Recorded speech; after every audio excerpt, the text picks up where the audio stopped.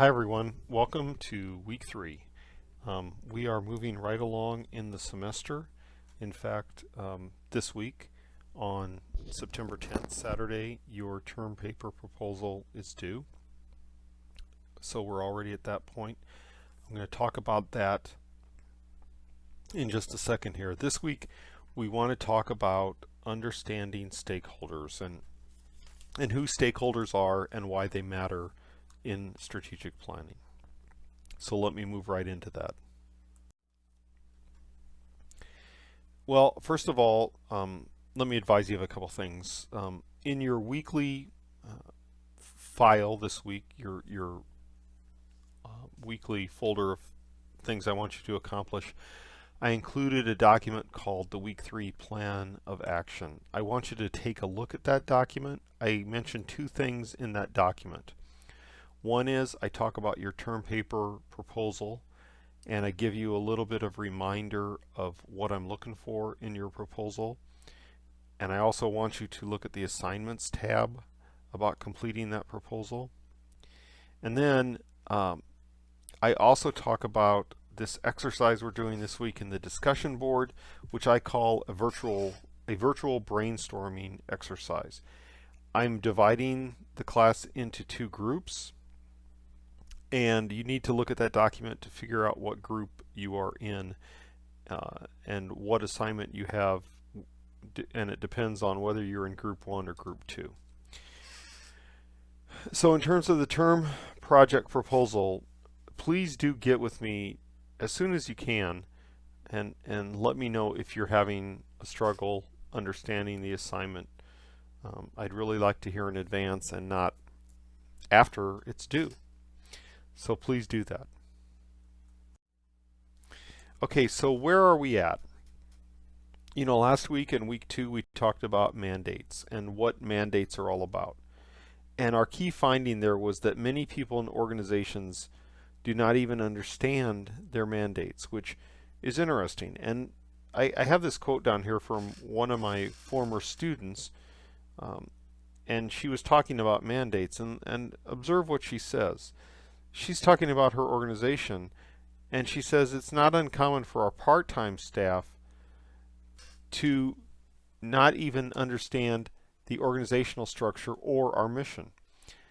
And she says it is also extremely common that part-time staff don't even know that the organization is a nonprofit organization with a charitable mission. Now they're working for a nonprofit organization with a charitable mission, and they don't get that. Now, if you work in an organization like that, would you say that's the employee's problem or management's problem? In my mind, I categorize that as a leadership issue. Be that as it may, Bryson's finding is, in fact, that within organizations, it's not uncommon at all for people to not understand mandates, that is, the must-do items. And that is why last week we went through this mandate exercise so that you could experience a little bit of looking at mandates within an organization. Well, I wanted to show you this alternative diagram of strategic planning. You know, in the text on page 44 is Bryson's 10-step planning model. I don't want you to have the impression, though, that the Bryson model is the only way of looking at the way you should conduct a strategic plan. In fact, there are many ways of looking at it. This is yet one more developed by Alston. And Alston, by the way, has written a book with Bryson called Creating Your Strategic Plan, which is more of a handbook than the particular text that we're using in class. But I'd recommend that book actually to anyone who might be moving into creating a strategic plan within an organization. It's a very good book with a lot of worksheets that are useful to you. But this particular chart, I like it because it has this building block approach. So you note that Alston breaks his planning process into 4 phases here, going up to the top. Phase 1 is what I'd call the foundational phase, just as in this pyramid. And so you can see that last week we talked about the importance of mandates. This week we're talking about the importance of stakeholders. The week following we're going to talk about doing an environmental scan using something called a SWOT or a SWOC, which stands for strengths, weaknesses, opportunities, and challenges. So you can see that building the foundation is actually understanding something very important about the organization, and that is who the organization is, what the organization is all about. And so again, why are mandates important? Well, mandates are important because for our purposes, government organizations and nonprofit organizations have some public value that they're supposed to be creating and delivering. Well, to create this public value, you have to understand what it is you're really supposed to be doing. What are the must-do items for your organization? And those things provide your social justification and legitimacy. In other words, public and nonprofit organizations are externally justified. They have some public purposes and they deliver some public goods with legitimacy conferred by the broader society. So therefore, if an organization doesn't understand its mandates, those must-do things, they're not going to do them, and therefore they risk losing the social justification for their existence. They risk losing their legitimacy and, from a practical standpoint, perhaps any tax-exempt status they might have. So understanding mandates is a part of understanding who you are as an organization. So let's move on to stakeholders. And as I'm transitioning this lecture to stakeholders, let me just remind you of that chart I showed you in week 1 of the course, that circle course that said we could boil strategic planning down to these 3 questions, which are: where are we, where do we want to go, and how do we want to get there? Well, I think I could also paraphrase that in another way by saying, who are we, who do we want to be, and how do we become who we want to be? So in other words, strategic planning is in large measure a journey of self-discovery. It's understanding from an organizational standpoint who we are. And part of that was understanding mandates, and the next part of that is understanding stakeholders. Well, who are stakeholders? Because stakeholders is a term that people kick around a lot, right? You've heard people talk about stakeholders. Well, a stakeholder is any person, organization, or group that can place a claim on the organization's attention, resources, or output and is affected by the output. So this could be, if we're talking about, for example, a nonprofit, a stakeholder might be a funder. A stakeholder might be the executive director of the organization. A stakeholder might be a client who gets services from the organization.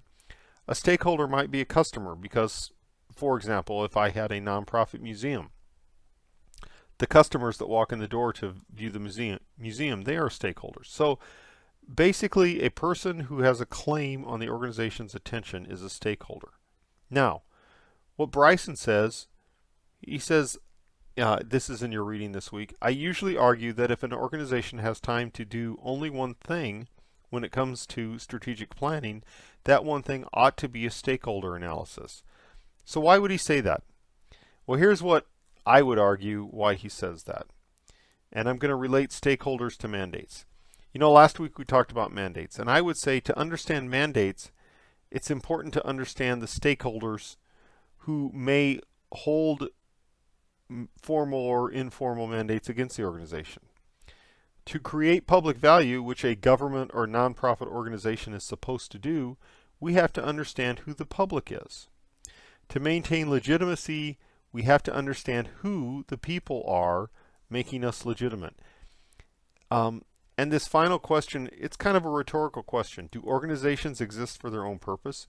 I mean, would you form a nonprofit just to be forming one? Now, I guess I could entertain in the case of fraud, if you wanted to commit fraud, you might form a nonprofit whose sole existence was to call people on the phone and ask for donations. Those kinds of organizations exist, but I would consider them fraudulent organizations.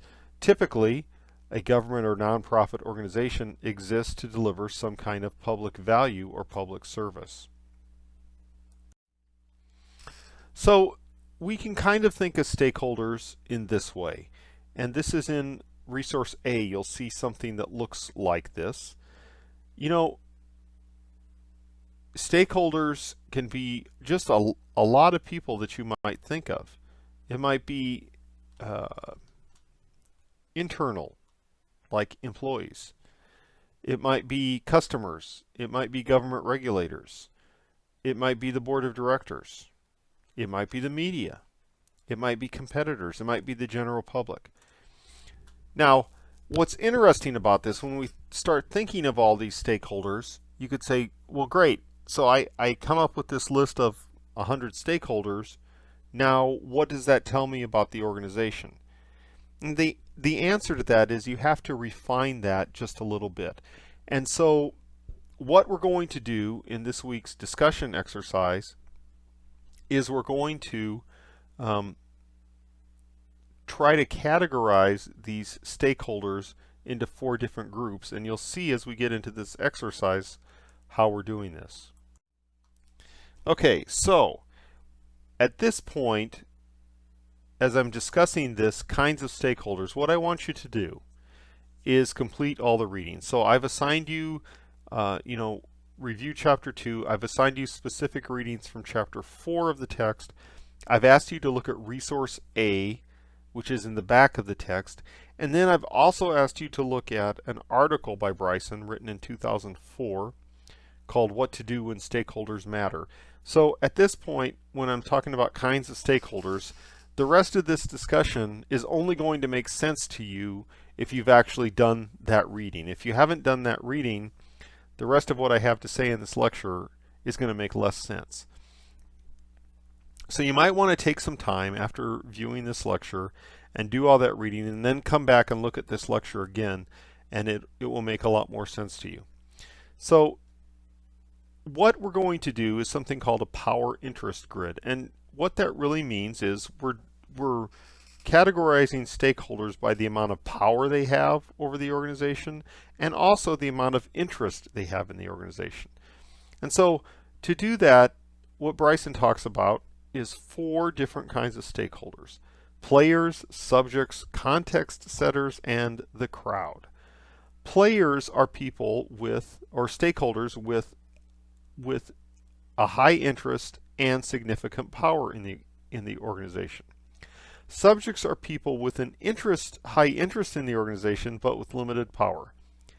Context setters are people with power but without a direct interest, and the crowd are those with little interest and little power. And so let me show you how this breaks down into something called a power interest grid, which is what we're going to do for our exercise this week.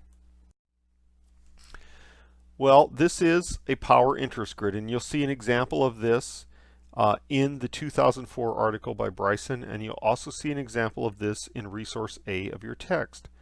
And so you can see that what Bryson does is takes these 4 categories that he defined: players, subjects, context setters, and the crowd, and categorize them based on the amount of interest they have in the organization and the amount of power.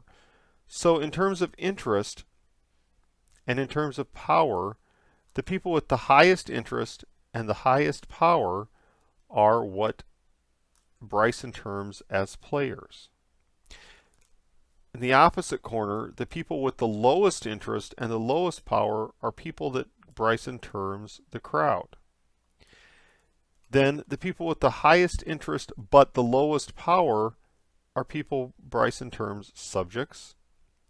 And the people with the highest power and the lowest interest are people Bryson calls context setters. Now, all of these people are stakeholders, but in contrast to that spoke and hub diagram that I showed you before, here now we're actually starting to show how stakeholders might affect the organization. So in your organization, you may be vitally interested in understanding what these stakeholders have to say because they have high interest and high power.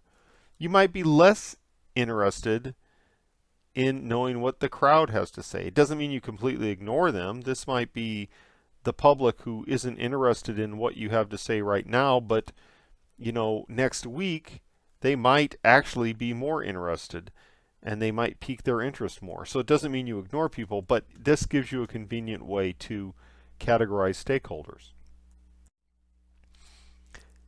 So what are we going to do for this week's group exercise? Well, what we're going to do is we're going to do what I call a virtual brainstorming exercise.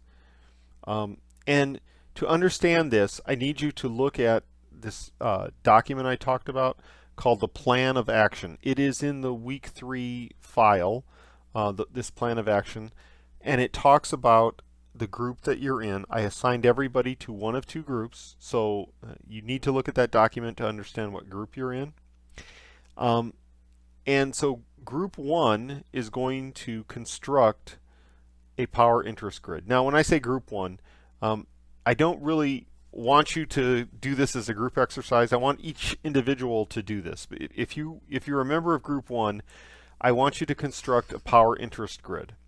If you're a member of group 2, you're going to act as if you're the moderators in this brainstorming exercise, and you're going to look at all 11 of the grids that the students in group 1 submitted, and you're going to combine them into one final grid. So each person in group 1 will construct a power interest grid, and then each person in group 2 will consider all the inputs from all the group 1 people and construct their own final grid.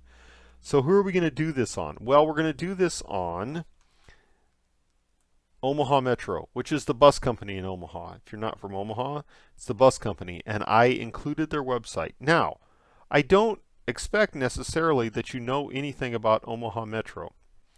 But remember when I said at the beginning of the course, one of the reasons I have you look at all these different websites for government and nonprofit organizations is that I want you to see if by looking at their virtual presence, their online presence, you can actually understand what they're all about. So this is an exercise in that as well. So I want you to look at Omaha Metro's website, and I want you to read all about their governance. I want you to read about what it is they do as a bus company. I want you to read whatever's available on their website. And then by doing that, I want you to see if you can figure out who some of their stakeholders might be, couched in terms of this power interest grid. So in other words, who are the players, who are the stakeholders who are players for Omaha Metro? Who are the stakeholders who are subjects of Omaha Metro? Who are the stakeholders who are context setters for Omaha Metro? And who are the stakeholders who are the crowd for Omaha Metro? So again, see the week 3 plan of action document because you'll understand what group you're in. And again, everything I just said in this 18-minute lecture and everything I just said about describing this week's group exercise in the discussion is only going to make sense to you if you do those readings and understand what these terms are all about. But I think after you finish this exercise, you will have a much better understanding of what we're talking about when we talk about stakeholders. And so combine this week's exercise on stakeholders with last week's exercise on mandates, and I think you should start to see now within an organization what I'm talking about when I say one of the first purposes of strategic planning is understanding who we are as an organization. You're not going to be able to understand who we are as an organization unless you know something of mandates and something this week of stakeholders. So as always, please do make sure to email me questions if you have them. I will gladly answer the questions or concerns that students have. I'm looking forward to seeing your stakeholder analysis and your power interest grids this week. I think it'll be an interesting exercise. Thanks very much.